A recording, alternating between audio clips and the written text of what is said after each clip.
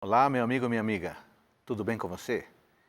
Muito obrigado por estar presente conosco no programa Teólogos. Aqui nós estudamos a palavra de Deus com tempo, com calma, com profundidade. Queremos conhecer a Escritura, mas acima de tudo queremos aprender a fazer cada vez mais e melhor a vontade do nosso Pai Celestial. Eu imagino que, pelo fato de você estar assistindo a este programa, tenha interesse em aprofundar seus conhecimentos da palavra de Deus. Por isso, eu vou lhe dar uma dica muito importante. Biblia.com.br é um site no qual você pode encontrar diversos materiais como estudos bíblicos para aprofundar a sua percepção e ter mais informações sobre a palavra de Deus. Toma nota. Biblia.com.br. Se você quiser conhecer algumas curiosidades sobre o nosso programa, temas e os nossos convidados, então, por favor, siga aí as mídias que aparecem na sua tela. Você terá, então, acesso a informações. No livro de Atos, no capítulo 2, no versículo 42, está escrito o seguinte: E perseveravam na doutrina dos apóstolos, e na comunhão, no partir do pão e nas orações.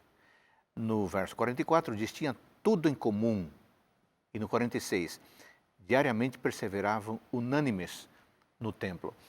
O que se percebe nesses textos é uma intensa vida em comunidade. O que significa ter uma vida em comunidade? Como é possível ter uma vida em comunidade? E por que a vida em comunidade é importante para a igreja nos tempos de hoje? Esse é o tema do nosso programa.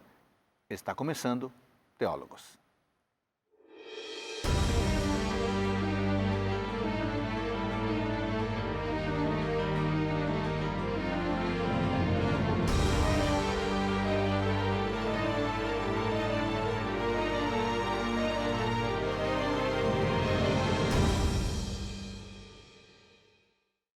No programa de hoje vamos tratar do tema Vida em Comunidade. Esse é um assunto que aparece de modo muito claro em diversos textos da Bíblia, mas um dos textos clássicos é de Atos capítulo 2, versículo 42 a 47. Nesse texto é enfatizado esse hábito da igreja do primeiro século: viver em comunidade, viver em comunhão, ter tudo em comum, perseverar unânimes. Esse é um tema muito importante porque a igreja hoje precisa praticar algumas coisas. Nos tempos em que vivemos, em que há uma tendência à individualidade, é fundamental que a igreja apresente e viva o senso de comunidade. Para nos ajudarem a compreender esta temática, temos dois convidados especiais.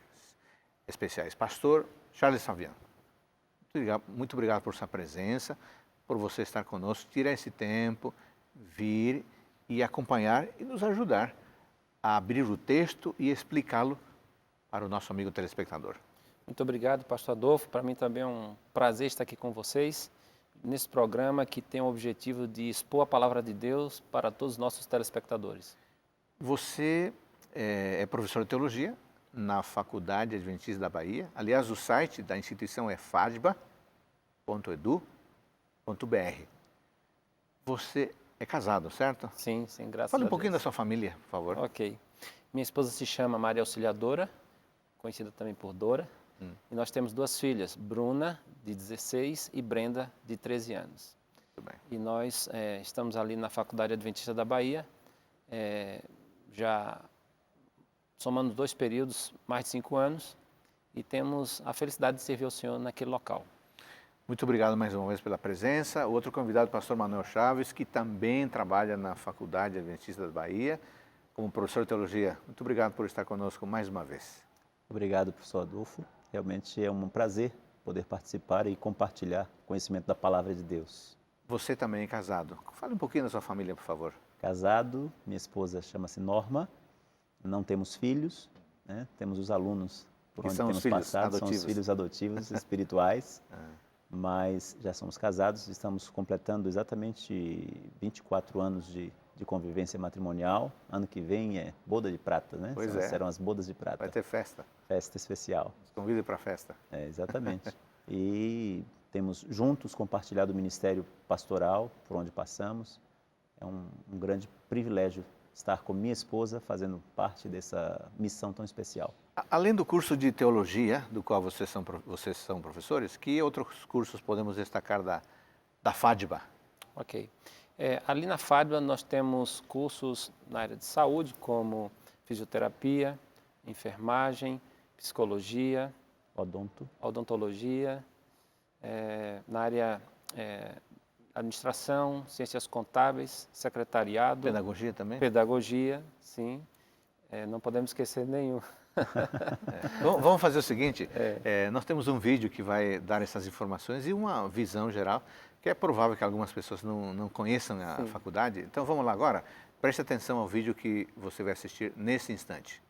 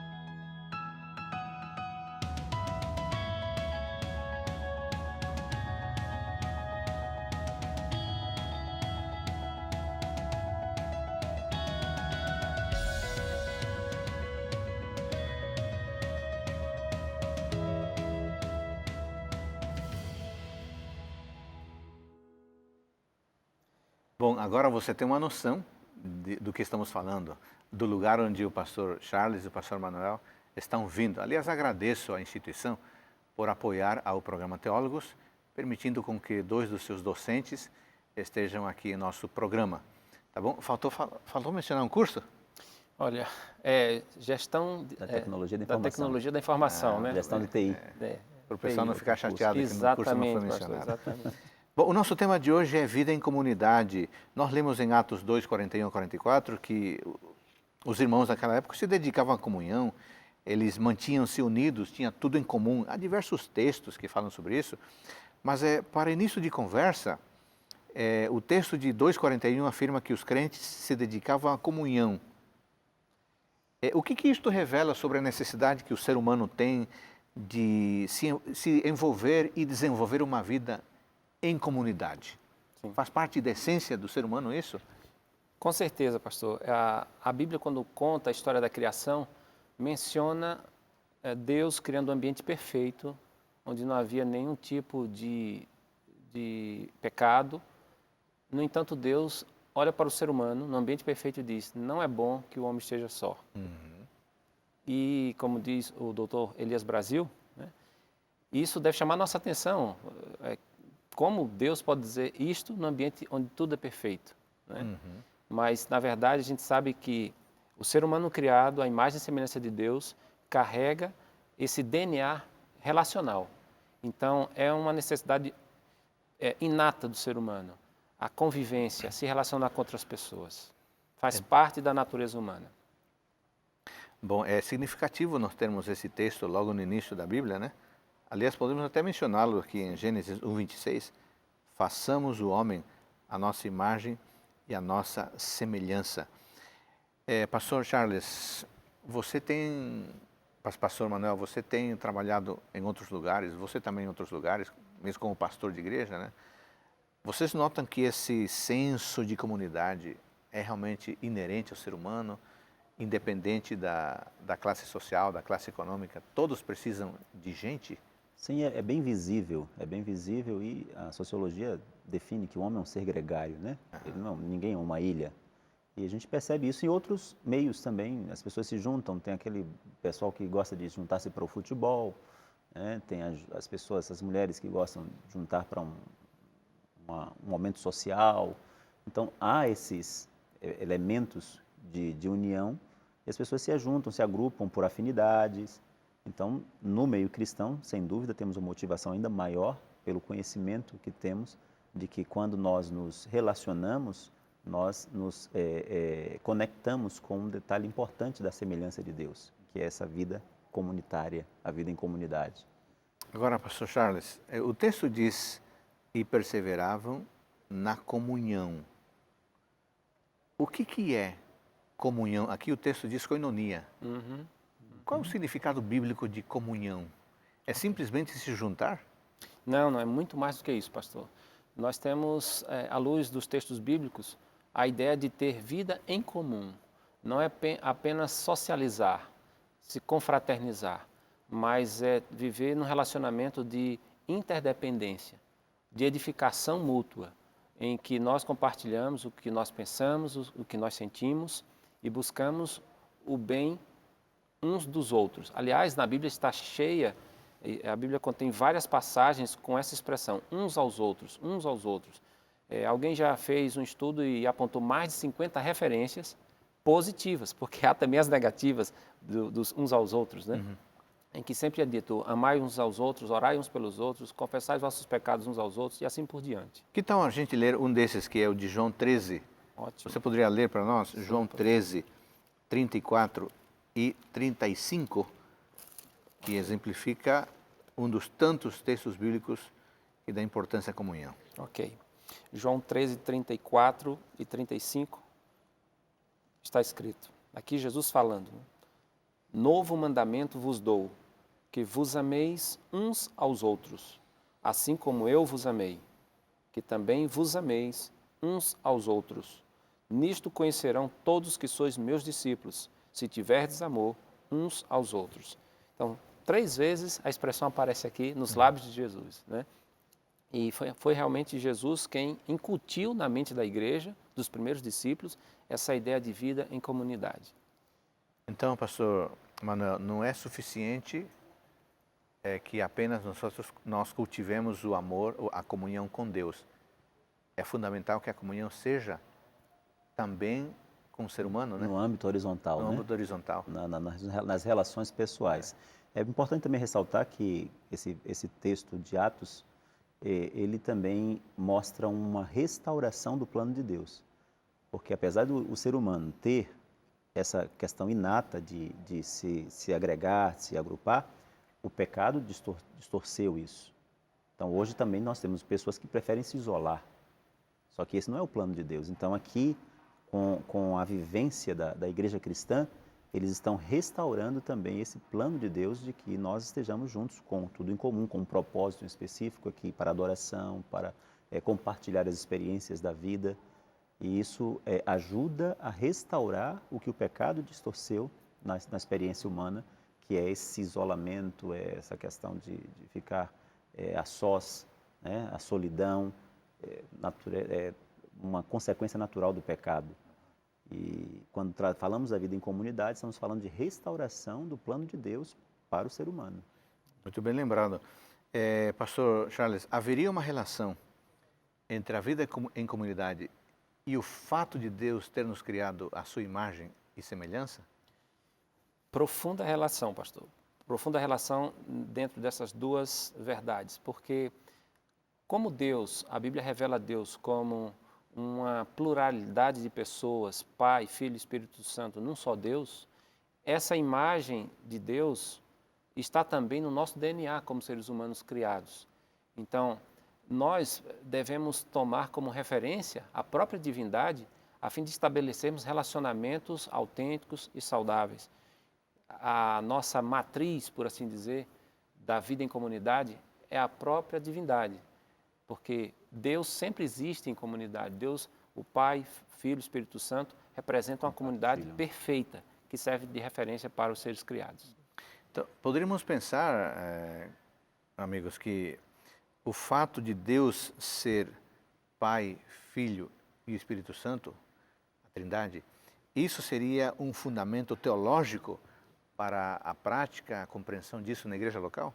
Sem dúvida, porque nós, quando pensamos em práticas para a igreja, precisamos mais do que fôlego humano, precisamos mais do que evidências sociológicas, precisamos de uma base firme das Escrituras, de um sólido fundamento teológico. E esse é um firme fundamento, porque mostra que Deus não vive num individualismo divino. Ele vive em constante amor, né? Pai, Filho e Espírito Santo. E ao criar o ser humano carregando essa imagem que é dele, então o ser humano passa a ter vocação e necessidade de viver desta maneira. Então nós temos aqui segurança para falar a respeito do tema, mais do que uma situação de modismo ou mesmo uma ideia humana, mas algo que vem das Escrituras, que é um fundamento ontológico, por assim dizer. Isso é visto se completar quando, na criação, a primeira instância, apenas o masculino, o homem, havia sido criado, e foi quando Deus disse, não é bom que ele seja só. Após criar a mulher, aí então vem a declaração de que eles vão se unir e serão ambos uma só carne. É uma unidade de duas pessoas diferentes, mas uma unidade perfeita em propósito, em vida, e isso expressa o que há na divindade. Você agora há pouco falou que esse texto aqui de Atos, que enfatiza a comunhão, a comunidade, é um resgate do modelo anterior, né? Eu estava me lembrando que o pecado, quando entra na esfera humana, ele provoca alienação. Separação. Minha com Deus, minha comigo mesmo e minha com meus semelhantes, né? Então, quando nós temos pessoas em comunhão, é na verdade um retorno ao ideal. Um retorno ao ideal. Assim que houve a experiência do pecado lá no Jardim do Éden, foi muito natural essa separação de um para com o outro, as acusações de um para com o outro. Isso é muito visível em toda a sociedade quando há esse descontrole provocado pelo pecado. No momento que as pessoas têm consciência do plano de Deus, que é de perfeita unidade, e passam a viver isso, apesar das diferenças. Não significa que não falamos de uniformismo, e sim de unidade na diversidade. Então, aí nós restauramos o plano de Deus, o que a Igreja Cristã Apostólica fez e abalou o mundo, porque o amor entre eles era tamanho que chamou a atenção da sociedade romana da época. Muito bem. Nesse primeiro bloco, nós vimos que comunhão é muito mais do que um ajuntamento. Comunhão é uma vida em comunidade. É uma vida onde um passa a se interessar com o outro. No próximo bloco, vamos tratar sobre o modo como o apóstolo Pedro relaciona a santidade com o amor fraternal, também a perspectiva de Cristo a respeito desse tema. Fica conosco. Voltamos num instante.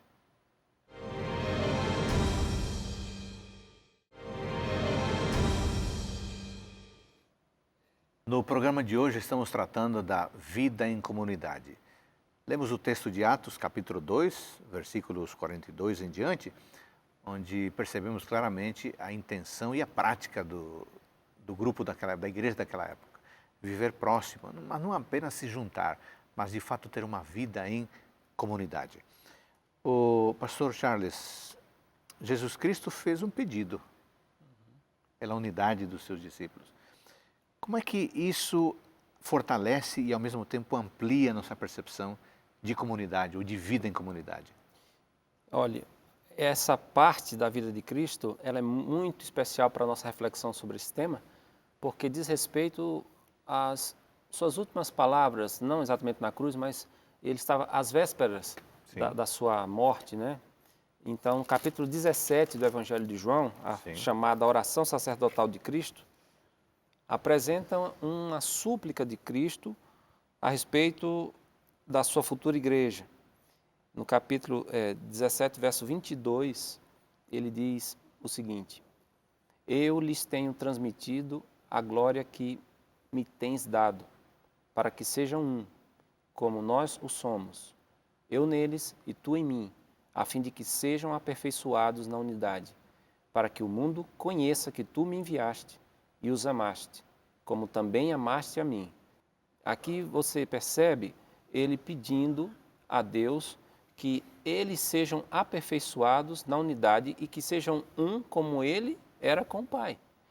Esse pedido de Cristo deve provocar em nós uma profunda reflexão, porque ele coloca, mais uma vez, não só um desejo, mas uma súplica profunda de que os discípulos, a sua igreja, novamente espelhassem a comunhão profunda que há na Trindade. E dessa maneira, nós temos aqui um reforço ao argumento, uma evidência teológica adicional em favor da vida em comunidade. Alguém disse que as últimas palavras de uma pessoa, elas devem ter uma atenção especial, porque mostram onde está realmente o foco dela. Então, pouco antes da cruz, Jesus está pedindo ao Pai que os seus filhos, os seus discípulos, vivessem em unidade, em comunidade. Então, dessa maneira, nós podemos ver aqui que Deus quer, de fato, que a sua igreja viva uma vida de comunhão, uma vida de unidade, uma vida em que haja um espelhamento do que acontece na própria Trindade, uma vida de comunhão. E nas palavras do Mestre, isso seria um testemunho ao mundo. Sim. Um testemunho, a fim de que o mundo saiba que tu me enviaste.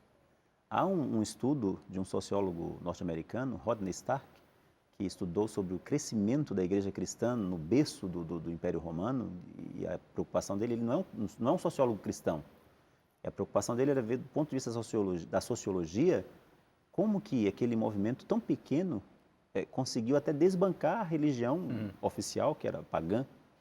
E uma das coisas que ele descreve no seu livro é justamente o amor fraternal vivido pelos primeiros cristãos. Eles, por exemplo, período de enfermidades, epidemias, acolhiam em suas casas aquelas pessoas acometidas por enfermidade. Isso causou uma impressão muito forte na sociedade romana. E outras práticas cristãs que diferia um tanto das práticas pagãs que mostravam, evidenciavam esse amor, essa unidade. O texto que nós lemos em Atos diz que eles tinham tudo em comum, mas à frente vai dizer que não havia entre eles nenhum necessitado, porque eles repartiam entre si o que possuíam. Então, essa ideia da unidade que está na oração de Jesus aqui se concretiza na igreja cristã ao ponto de criar assim um grande alarido com testemunho vivido por aqueles primeiros cristãos. Pastor Charles, poucos dias atrás, eu acompanhei o depoimento de uma personalidade pública que está com problemas com a justiça, enfim, mas dizendo: meus amigos de longa data me deixaram sozinha. Esse espírito não é apropriado, não combina com isso que estamos lendo e não deveria combinar com o espírito cristão também, né? Sem dúvida, porque a igreja, alguém disse, deveria ser o último lugar onde alguém se sentisse sozinho. E outro pensamento um pouco mais leve diz que há duas coisas que nós não podemos fazer sozinhos. Uma é casar e a outra é ser cristão. Né? Tão absurda quanto a ideia de tentar casar consigo mesmo, é tentar ser cristão sem pertencer a uma comunidade. E nós sabemos que, às vezes, há pessoas que acham que é possível ter uma carreira solo com Jesus, né? Não dá, né? Não dá, isso não é possível. É preciso realmente viver em comunidade, e eu quero só chamar a atenção para a expressão dedicar-se implica em esforço, em perseverança, como em outras versões é dito lá em Atos 2, né? Não é algo que acontece de maneira automática, porque as coisas importantes precisam ser cuidadas, elas não cuidam de si mesmas. Assim como o casamento não vai prosperar de maneira espontânea, assim como o relacionamento entre pais e filhos não prospera sem intencionalidade, a vida em comunidade também não acontece sem diligência, sem esforço, sem comprometimento. E isso não é uma tarefa fácil. Jesus deixou bem claro, não é uma tarefa fácil, porém necessária. E eu preciso do outro para o meu crescimento, para o crescimento dele também. Então, quando eu, mesmo tendo diferenças de pensamentos e tal, me uno a outras pessoas, eu começo a crescer, a ter uma ampliação do meu ponto de vista, que às vezes eu não via. Então, esse exercício que é colocado aí é fundamental. Agora, nós não podemos romancear esse relato de Atos achando que estava tudo perfeito pelo fato de estar em comunhão, né? Não. Porque às vezes a pessoa pode achar, né? Sim. Esse aqui não brigava, não discutia. Não, a ênfase não é essa, né? Não, é que a despeito disso eles conseguiam, né? Com certeza. Sem dúvida. Aliás, eu me recordo de um outro pensamento que ilustra isso aí. Diz que uma das maiores ameaças para a vida em comunidade é a idealização da vida em comunidade. Porque a pessoa ela cria expectativas que não são realistas. Então ela pensa que vai encontrar um grupo de anjos ali, né? E descobre que talvez sejam anjos mais de asa quebradas, né?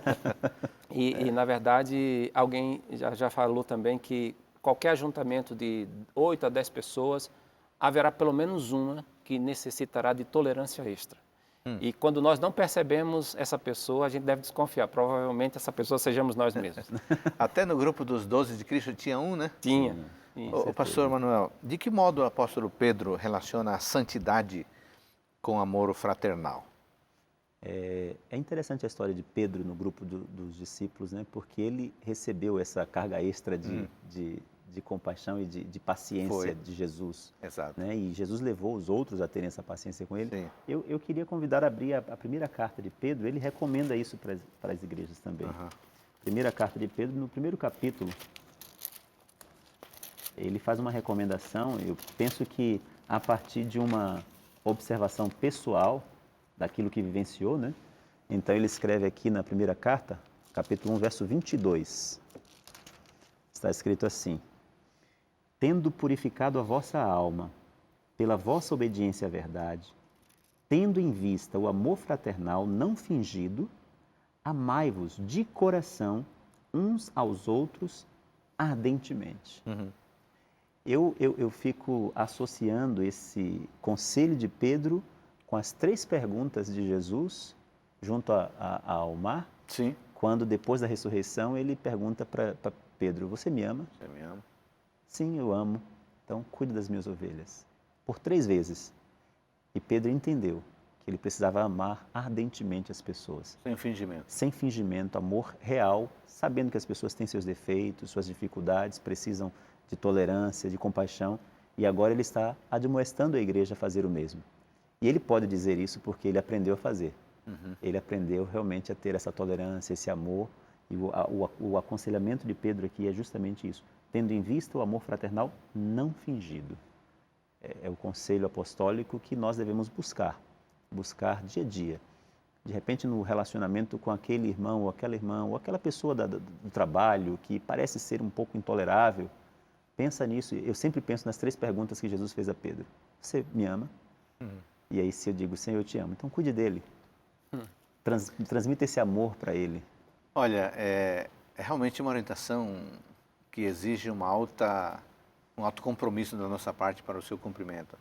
Porque cá para nós vamos nos desentender com alguém. No meio de 12, alguém não vai gostar de nós e nós não vamos gostar de alguém. Como é que eu deveria crescer na demonstração de um amor não fingido? Porque é da natureza humana não gostar, não ir com a cara, se diz no coloquial, de alguém. Sim. Como é que eu posso crescer nisso? Ok. Eu penso, pastor, que há uma diferença, é importante a gente fazer uma distinção entre amar e gostar. Sim. Deus, graças a Ele, não nos pede que gostemos de todos. Porque o próprio Jesus, à luz dos evangelhos, Ele não gostava de todos. Calma, como assim? Ele não gostava da maneira como algumas pessoas falavam. Verdade. Não gostava da maneira como algumas pessoas se comportavam. Jesus não gostava. Ele era duro em algumas ocasiões. Algumas vezes as suas mais duras repreensões foram destinadas a um grupo que aos olhos dele não estava agindo certo. Então ele não aprovava aquilo. Então é normal que eu não goste de alguns aspectos da vida de uma pessoa com quem eu não me relaciono bem, mas isso não me isenta de amá-la. Pelo contrário, Jesus falando sobre isso no Evangelho de Lucas, no capítulo 6, Sim. Ele fala sobre o amor. E no capítulo 6, verso 27, um contexto que ele fala sobre vingança, e ele depois, ele fala como nós deveríamos agir, no verso 32 também. O 27, primeiramente, diz assim, 6:27. Digo-vos, porém, a vós outros que me ouvis, amai os vossos inimigos, fazei o bem aos que vos odeiam, bendizei aos que vos maldizem, orai pelos que vos caluniam. Então, aqui do verso 27 e 28, eu identifico pelo menos 3 coisas que eu posso fazer para amar alguém de quem eu não gosto. Vamos lá, isso é importante. 3 coisas. De acordo com Jesus, eu devo fazer o bem a essa pessoa. Ok. Que pode ser um ato de serviço, um favor, facilitar a vida dela. Sim. Segunda coisa, eu posso e devo bendizer essa pessoa. Bendizer é abençoar essa pessoa. Abençoo uma pessoa quando digo algo bom para ela e sobre ela. Eu posso Exato. abençoar uma pessoa assim. E terceira coisa que Jesus manda eu fazer, eu posso orar por essa pessoa. Então, fazer o bem, bem dizer e orar é possível, mesmo com as pessoas que não são nossas melhores amigas.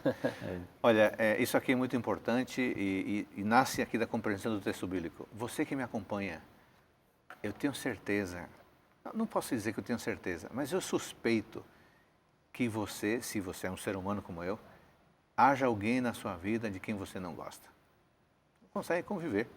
Alguém de perto da família, alguém de longe, no trabalho. Que tal colocarmos em prática o conselho de Cristo, né? De Cristo. O conselho de Cristo. Número 1, faça o bem por essa pessoa. Número 2, abençoe essa pessoa, falando bem dela ou em favor dela, né? Na presença dela ou na ausência dela. E, finalmente, ore pela pessoa. Poxa, essa dica é fatal, porque não dá para orar por alguém muito tempo e continuar odiando essa pessoa, né? Sem dúvida. O apóstolo Paulo vai falar aos romanos algo parecido e vai dizer que quando fazemos isso, amontoamos brasas vivas sobre a cabeça dessas pessoas. Ou seja, elas vão se tocar algum momento. Puxa, mas eu não me dou bem, mas essa pessoa faz tão bem a mim. Sim. Né? Isso vai chamar a atenção. Tá? E a gente vai acabar também assimilando uma forma diferente de tratar essas pessoas, porque é impossível estar orando a Deus por alguém que a princípio não tem tanto feeling, né? Não tem tanto sentimento, e à medida que eu vou orando, isso vai mudando em mim, a maneira de tratar essas pessoas. Esse é o ponto, né? A oração não é necessariamente em favor do outro, né? Em mim. É que a oração vai afetando a mim também, né? Agora, e esse texto aqui de 1 João capítulo 3, versículo 13 e também o 16. Como é que, de acordo com o apóstolo Paulo, de acordo com o apóstolo João, qual é o peso do amor fraternal na própria salvação? Nisto conhecereis, diz o verso 16, o amor, que Cristo deu a sua vida por nós. E devemos dar a nossa vida pelos irmãos. Isso. Pois é, no verso 14, né, quando ele diz, nós sabemos. Essa é uma expressão muito recorrente na epístola. Nós sabemos. Ele fala muita coisa que nós sabemos. E uma delas é, nós sabemos que já passamos da morte para a vida, ou seja, a segurança da salvação. Sim. Por quê? Porque amamos os irmãos. Então, aqui ele relaciona, em continuar, aquele que não ama permanece na morte. Ele relaciona a segurança da salvação com o meu amor pelo meu semelhante. Então, quando a pessoa ama o próximo, que não significa necessariamente andar com a foto dela na carteira, né, convidá-la sempre para o aniversário, não significa necessariamente isso. Mas amar no sentido que Jesus nos ensinou, né, não querer o mal, pelo contrário, desejar o bem, orar por ela, servi-la. Nós, quando fazemos isso, isso é uma evidência forte de que nós estamos no caminho certo. Agora, então, nesse sentido, o amor de qual estamos falando aqui não é um sentimento. Não. Por isso que algumas pessoas acham que é hipocrisia você procurar se relacionar com uma pessoa de quem você não gosta. Não vou ser hipócrita. Não, mas ninguém está pedindo isso. Deus não pede isso. Mas a Bíblia está pedindo que você haja com os seus semelhantes como Deus agiu com você. Deus, mesmo quando nós éramos seus inimigos, Ele nos amou. Nos amou primeiro, né? Não é isso? Então, esse é o modelo. Eu li certa vez que, nesse contexto, o amor é aquilo que o amor faz. É ação. Então, você não é um mero sentimento. Eu não vou fazer o bem porque eu não me sinto bem com aquela pessoa, não. Eu vou fazer porque é um princípio. E esse é um princípio que a gente tem que pedir a Deus. É um princípio que está longe de nós, por nós mesmos. Nós dependemos de Deus, da ação do Espírito Santo em nós para nos desenvolver esse amor. Porque não é fácil você saber que talvez alguém que lhe queira o mal e você vai fazer o bem a ela. Não é fácil. Devemos imitar o exemplo de Jesus, mas para que isso aconteça é de fato necessário uma comunhão pessoal com Deus, diária, para que a gente possa ir além. Uma vez eu li um teólogo escrevendo que amor se escreve com F. Porque é fazer. É fazer. Aquilo que você faz de coração em favor do outro, demonstra se você sente o amor ou não, né? Não é puramente uma teoria, uma expressão, ou um gosto, ou um sentimento que é flutuante, é nem instável. No programa, no bloco de hoje, no segundo bloco, nós tratamos sobre esse pedido de Cristo em João 17 sobre a manutenção, a construção da unidade. Vimos também a expressão do apóstolo Pedro, que muito bem sabia o que significava fazer parte de um grupo. E acabamos de ler o texto de João, mostrando que o amor fraternal, isso é muito forte, o amor fraternal pelo outro, né? O amor em favor do outro, é uma demonstração firme da nossa salvação pessoal. Eu acho que a gente tem que explorar um pouco mais esse assunto, mas vamos fazer isso no próximo bloco.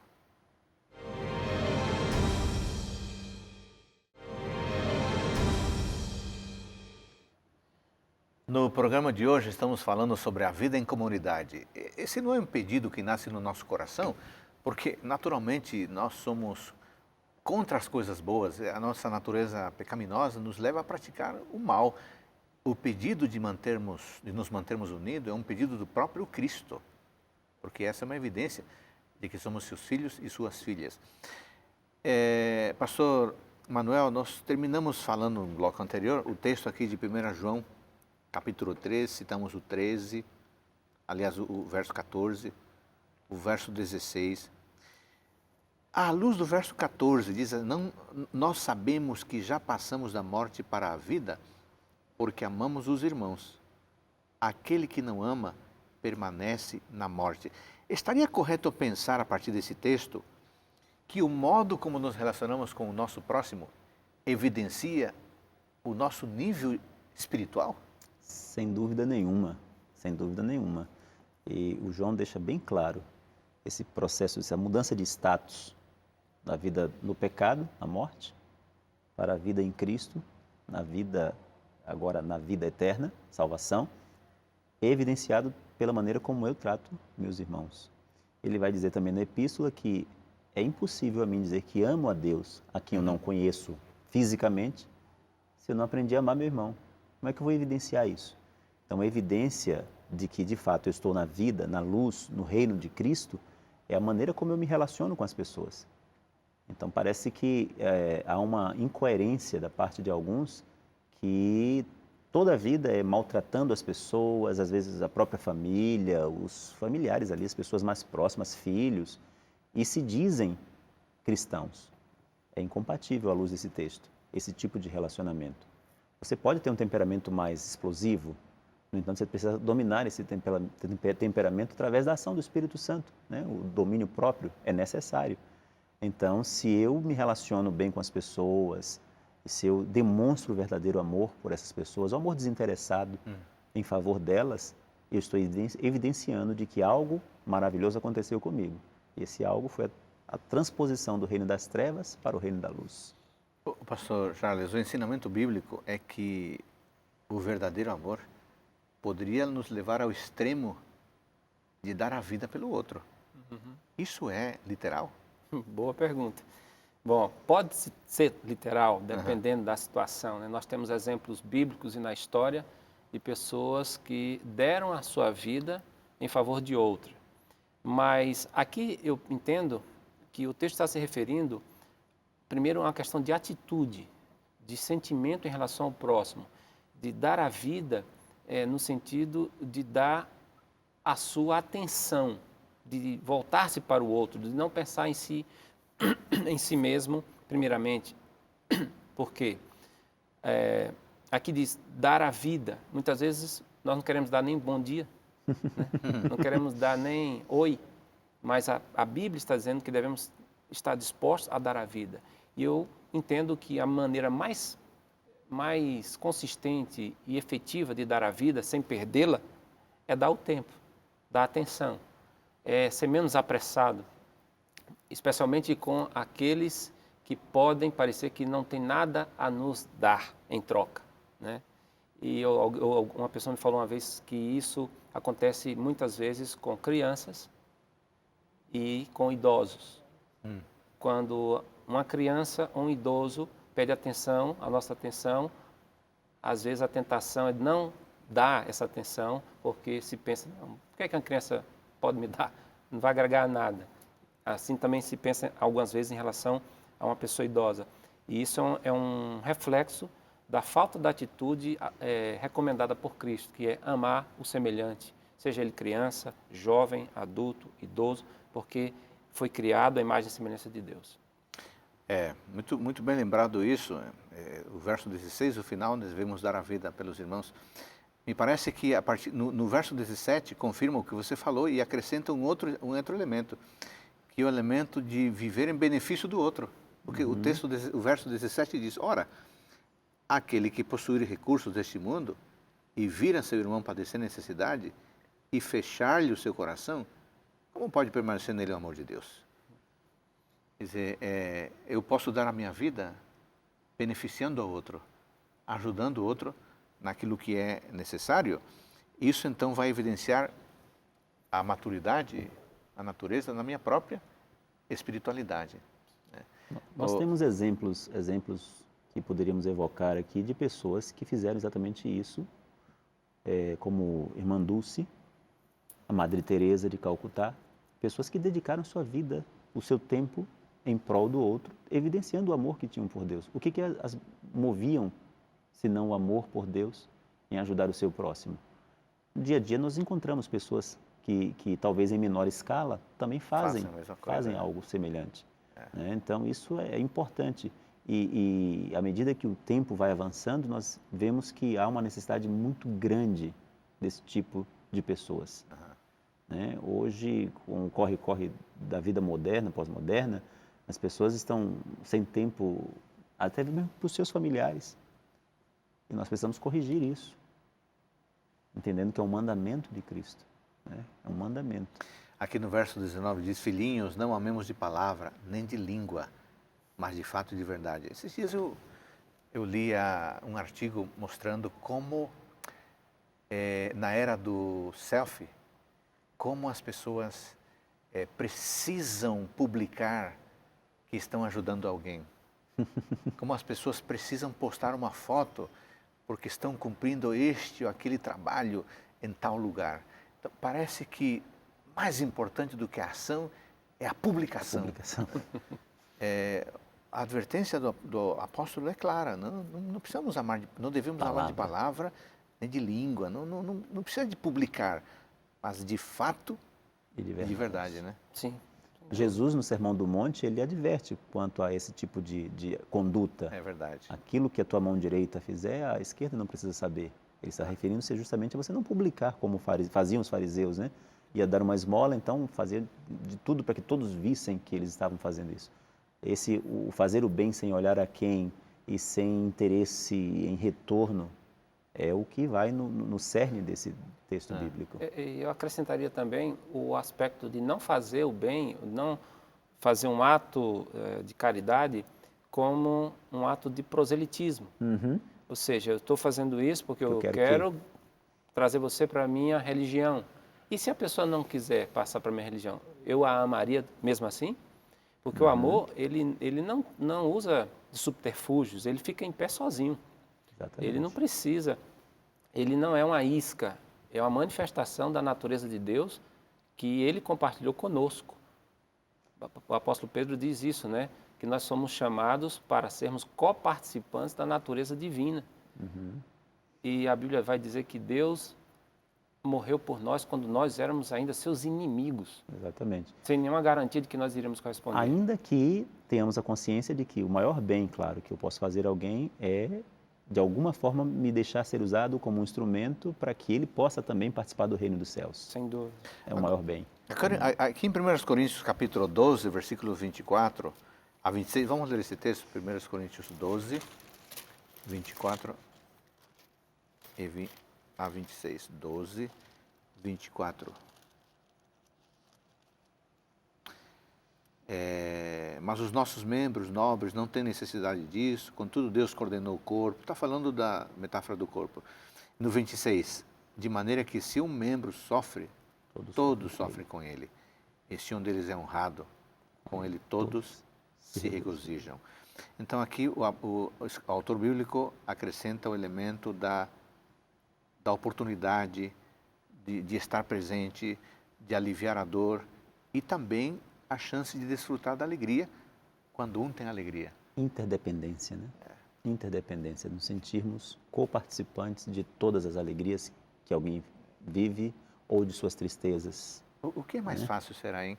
Se condoer com a situação do outro ou desfrutar da honra do outro? Boa pergunta. Para alguns, talvez seja celebrar com o outro, né? Porque parece que sentir-se, assistir um vídeo de gente passando fome, aí o meu coração é tocado, né? Mas e quando o outro da minha comunidade se destaca, ganha um prêmio, é honrado? Justo aquilo que eu queria ganhar, ele ganhou. A pontinha da inveja pode aparecer. Né? Por que ele não eu? Exatamente. O espírito comunitário requer que eu também compartilhe da alegria que o outro está desfrutando, Sem certo? dúvidas. Celebrar e ser celebrado, né? É um dos lemas da vida em comunidade. É bem diferente de uma charge que eu ouvi, que uma moça disse, Senhor, já que não podes me emagrecer, engorde minhas amigas. Né? Puxa, isso aí é forte. Por favor, esse não é para tutear, não, tá? Isso não está no espírito da comunidade. Não tá. Agora, hoje em dia nós falamos muito nas células ou nos pequenos grupos, né? E um fator que é fundamental para que esses pequenos grupos, para que essas comunidades menores de relacionamento cristão, eles permaneçam e cheguem ao padrão de Deus ou à meta de Deus, é que haja esse tipo de sentimento altruísta, sabe, em que eu me alegro com a sua vitória. Isso. Se eu consigo chegar a esse nível de maturidade na comunidade cristã, puxa, é uma bênção. Aí o mundo vai saber. Preferindo-vos em honra, uns aos outros, diz Romanos 12. É verdade. Então, agora, isso é fundamental. Como é que tudo isso impacta ou deveria impactar a igreja hoje? Qual a importância de tudo isso para o estilo de vida que a igreja deveria levar hoje? Ok. Olha, pastor, muitas igrejas vivem o que um autor falou, que é uma sociedade de hotel, onde as pessoas compartilham ambiente de alimentação, passam pelos corredores, mas tem pouco ou quase nenhum relacionamento entre si. E, tristemente, um termo que foi cunhado pelo próprio Jesus, vós não sereis assim, sereis todos irmãos, hoje é usado simplesmente porque eu não sei o seu nome. Então, chamou irmão, porque eu não sei o seu nome, né? E nós hoje na igreja local precisamos resgatar esse espírito relacional. É mais do que junta-panelas, inclui junta-panelas, mas é mais do que isso. Implica em conviver. E conviver pressupõe que eu tenho que, muitas vezes, reorganizar minha agenda. Se eu estou tão ocupado, mas tão ocupado que eu não tenho tempo para me relacionar com as pessoas, minha agenda está lotada demais, precisa ser refeita. Então, a implicação para a igreja, quem sabe, fosse repensar se nós estamos tendo tempo, porque a vida é feita de tempo. Tempo suficiente para nós vivermos em comunidade. E um destaque aqui para o dia de adoração, segundo a Bíblia, o sábado. Será que no sábado estamos tendo tempo para vivermos em comunidade? Ou estamos tão envolvidos com atividades, programas e eventos que nós acabamos sem ter tempo de ouvir o outro, de conversar, de compartilhar o que nós estamos precisando, sentindo. Então, realmente, levar a sério o princípio da vida em comunidade traz fortes implicações para a rotina da vida da igreja local. Isso vai começar com o fortalecimento das famílias, porque é o primeiro núcleo, a primeira comunidade que a gente tem que trabalhar. Se a gente restaura isso, a família tem que ser o primeiro a ser beneficiado com essa dedicação de tempo, né? E ter momentos assim, não só os momentos de adoração em conjunto, mas também de celebração social, de passeio. E isso também sendo levado a nível de comunitário, na vizinhança, com os amigos, né? Ano passado comemoramos os 500 anos da Reforma Protestante. E um fator que é importante ressaltar, que, claro, a importância da reforma do ponto de vista teológico foi fundamental, mas esse aspecto da celebração da comunidade é um negócio que precisa ter uma segunda reforma. É preciso, né? É necessário que, de fato, haja esse aspecto que foi perdido historicamente. Porque assim era, nós estamos vendo aqui a Igreja Apostólica. Então, nós precisamos promover essa segunda reforma. E certamente teremos uma igreja mais vibrante, porque aprendeu a amar as pessoas pelo que elas são e conhecê-las, né? Conhecer e ser conhecido. Agora, há algumas pessoas que têm essa tendência maior à sociabilidade, à amizade. Agora, há outras que são mais introspectivas, né? Inteligência intrapessoal. Esse mandamento da comunidade, do convívio, do amor, é para aquele que gosta de ficar no seu cantinho sem incomodar e ser incomodado também? Sem dúvida, porque é uma coisa que nós não podemos confundir, o chamado para amarmos e a expressão como vamos dar a esse amor. Ok. A expressão. Há um autor que menciona as 5 linguagens do amor, Gerald Chapman, se não estou enganado, e ele fala que o amor tem pelo menos 5 linguagens, né? Primeiro, palavras de apreço, toque físico, atitudes de serviço, presentes e qualidade de tempo. E ele diz que nós temos uma identificação maior com uma ou duas dessas 5 linguagens. E a tendência é que nós expressemos o amor com a nossa linguagem preferida. Só que a outra pessoa nem sempre se identifica com essas mesmas nossas linguagens, né? Então, às vezes, alguém pode não ser muito falante, mas não quer dizer que essa pessoa não ame. Ela vai mostrar o amor dela por atitudes de serviço, por qualidade de tempo, né? Então, isso também tem que ser levado em conta na hora que passarmos a viver em comunidade. Não é porque uma pessoa não me manda mensagens no WhatsApp, olha, eu gosto muito de você, que ela não gosta de mim. Ela pode demonstrar isso por outras formas. E a gente tem que respeitar e aceitar essas diferenças entre nós. E essas diferenças é que vão dar o colorido na vida em comunidade. As pessoas precisam ser respeitadas do jeito que elas são. Não significa que ela vai ter que fazer um esforço sobrenatural para ser aquilo que ela não é. Ela tem que ser respeitada por aquilo que ela é, a forma como ela é, e ela vai encontrar em Deus a forma de expressar isso e todos vão gostar dessa pessoa dessa mesma forma. Agora nós, especialmente os líderes, precisamos estar conscientes disso. Muito bem. Eu acho que vale a pena lembrar, amigos, o texto de Atos 2:42, e perseveravam na doutrina dos apóstolos e na comunhão. É fundamental que nós aprendamos a viver em comunidade, não apenas em ajuntamentos, mas uma vida onde um possa participar da vida do outro, um momento em que nos relacionemos, em que possamos contar com o outro. Lembre, você não precisa demonstrar o amor da maneira como você acha que o outro demonstra. Não. O mandamento é que todos temos que amar. Mas como vamos demonstrar isso vai depender muito do tipo de pessoa, da nossa personalidade, do nosso estilo de vida. E você, tem vivido em comunidade? Você participa de um pequeno grupo, onde você pode se relacionar com um grupo menor de pessoas do que na nossa denominação maior? Pense nisso. Procure um pequeno grupo e estabeleça vínculos mais próximos. Obrigado, pastor Charles, pastor Manuel, pela presença. Obrigado a você que nos acompanhou. Até o nosso próximo encontro do programa Teólogos.